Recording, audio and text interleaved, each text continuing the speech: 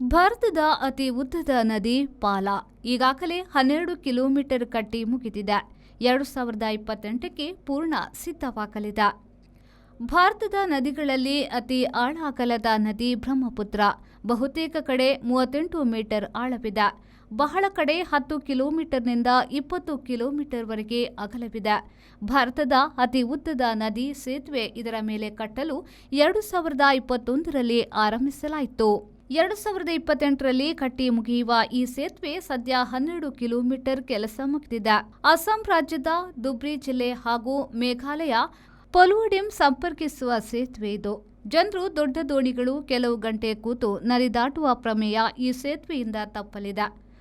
ಅರಗಲ 6 lane ಸೇತುವೆ ಇದು. ಒಟ್ಟು ಉದ್ದ 19.28 kilometre. Vasudeva Stores.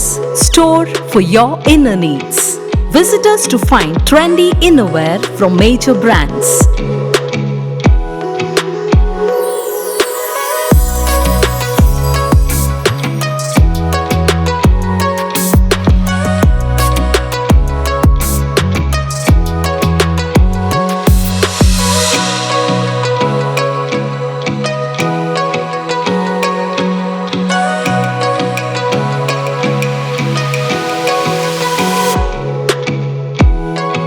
Visit Vasudeva Stores, ground floor, Ideal Towers near Sharavu Ganapati Temple, Mangaluru.